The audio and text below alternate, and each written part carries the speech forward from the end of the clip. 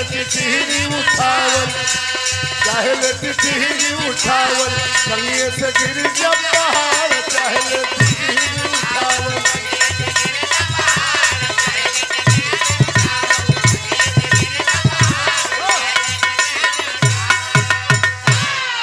सिरसागढ़ वाला कहना है पृथ्वीराज मुसरी में मुसर न अमाई, बिलार कबो हाथी ना बन सकले, अइला लड़ाई करब टिटहरी से पहाड़ ना रुकाई।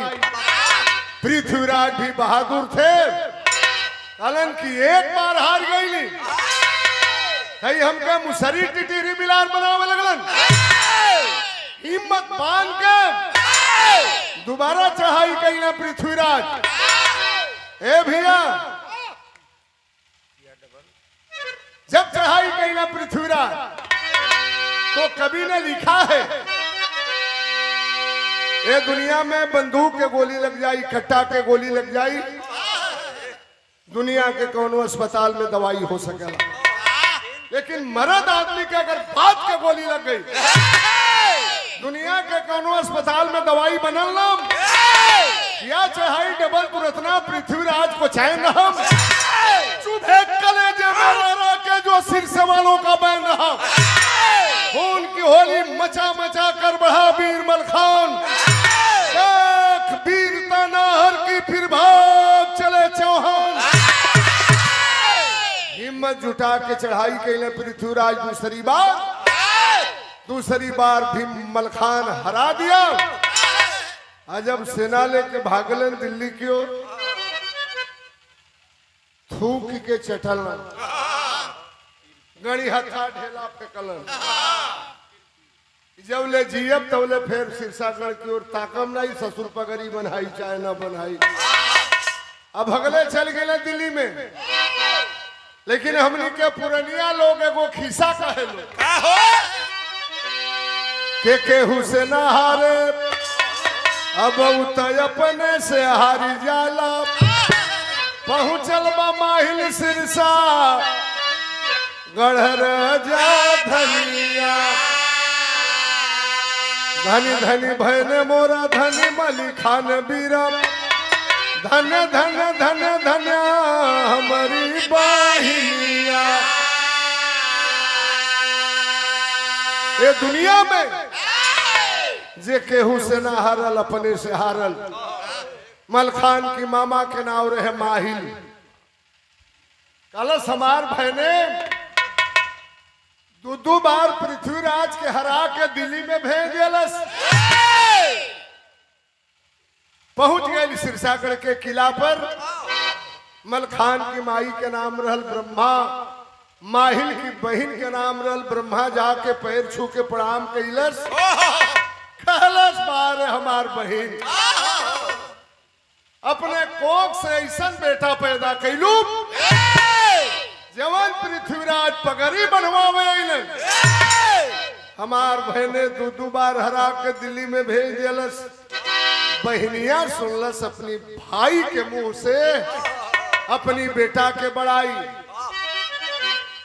रोज भेली दे के पानी पियावत रहल, तहिया मिश्री दे के पानी पियावलस। कहलस भैया हमारी बेटा के विषय में पूछ दिला, अपना समझ के और महीनिया भर में गईली, लगली बतावे माली खान के कहानिया।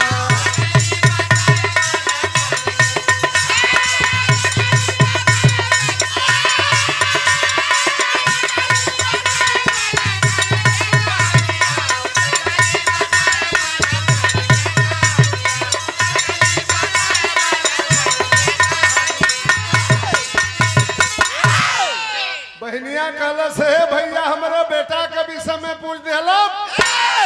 अरे धरती पर कौनो मतारी ऐसा बेटवा पैदा नहीं खे कैला जे हमारी बेटा मलखान के मार दे। ब्रह्मा भी आके लड़े लगे, हमारी बेटा के कुछ बिगाड़ ना सकलन। काहे ना बिगाड़ सकला? आज बहन क्या रिश्ता होता है भाई बहन का। अपनी बहन बहन अपने भाई के सामने अपने बेटा के आज राज खोले जाते। हमरे बिरहा के आखिरी गीत बा।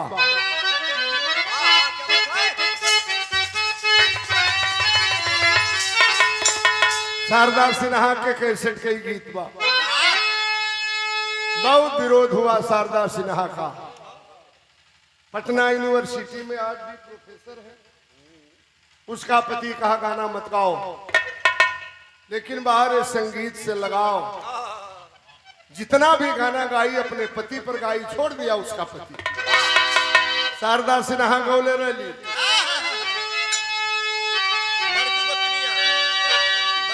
और बड़की गोतनिया मरल तनवा के बतिया पतिया रोई रोई पतिया रोई रोई लिखवा वाला रजमतिया पतिया रोई रोई।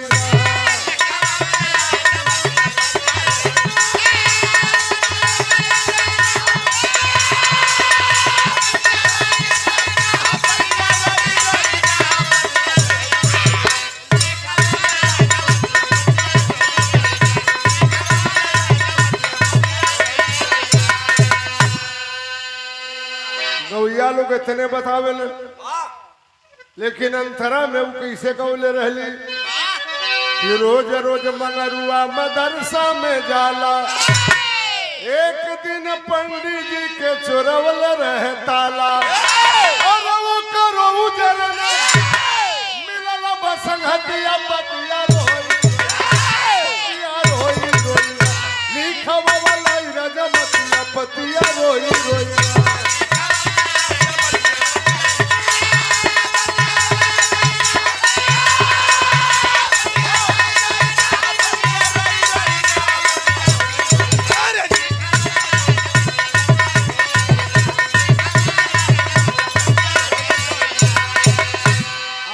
अपने भाई के सामने अपने बेटा का राज खोले जाते।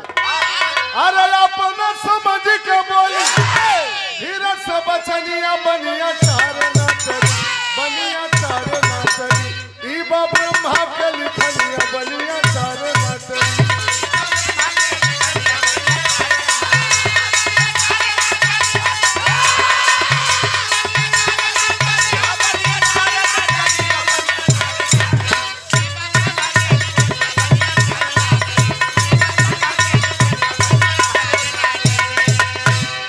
पाँव तले बसे हमारी बबुआ के प्राण हो जबल बा निशान बाय मार मलिकान हो।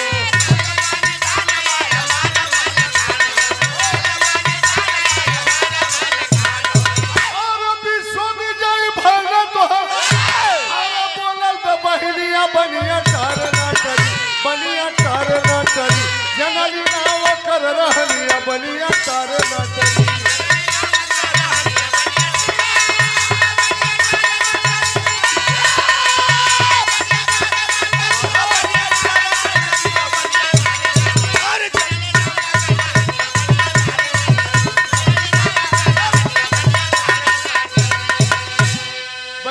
खुश हो गई कलश भैया बात के हम केहू से ना बतौले रही।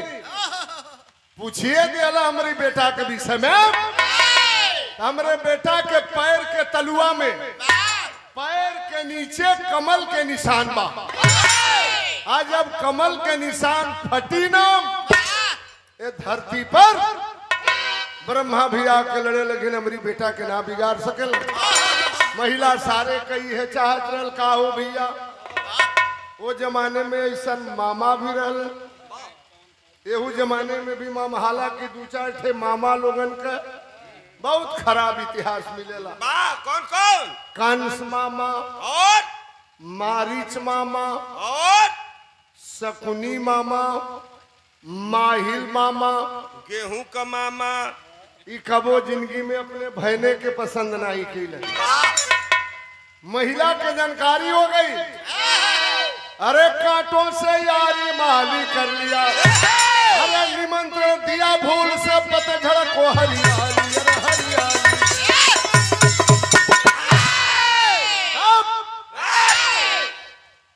लिखने वाले ने लिखा है कि अपनों से जलन होती चुगले दुगले विश्वासी घातों को। आगे बढ़े लगवा, अपने आदमी रास्ता काटी, अपने आदमी तो के काटे लगी। ये दस्तूर है सदियों का। तब कवि ने लिखा है कि अपनों से जलन होती चुगले दुगले विश्वासी घातों को, चंद स्वार्थ में सदा बेचते अपने रिश्ते नातों को। पहुंच गया माहिल दिल्ली में, पहुंच गया माहिल दिल्ली में, पृथ्वीराज को किया सलाम। विजय पा सकेंगे मलखे पर लेना होगा कुछ इल्जाम।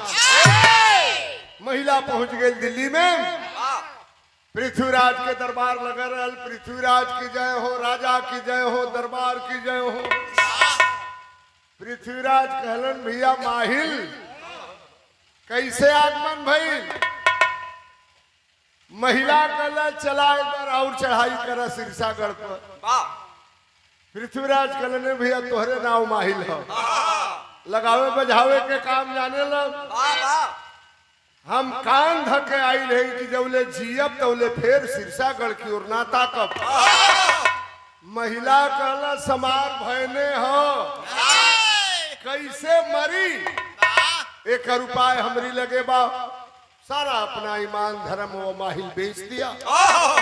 रातों रात आदमी लगवा के सिरसागढ़ के किले के बाहर जहां लड़ाई होती थी मैदान था, रातों रात जमीन खुदवा करके एक पोखरा बनवाया।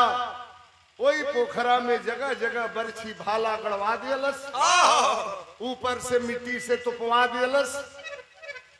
केहू के जानकारी न होके कि यहाँ पोखरा खुनाइल बा, बरछी भाला गड़ल बा, मिट्टी से ढकवा दिया। सिरसा वालों को जानकारी नहीं थी। और पृथ्वीराज तीसरी बार सेना लेकर के पहुंच गए सिरसागढ़ के किले के बाहर। पृथ्वीराज को तो जानकारी थी, पोखरे के किनारे पृथ्वीराज की सेना ऐलान कर दिया कि मलखान आया हूं लड़ाई करने के लिए, तीसरी बार हार जाऊंगा, चेहरा नहीं दिखाऊंगा। किले पर बैठा था मलखान, आवाज देता है खबरदार,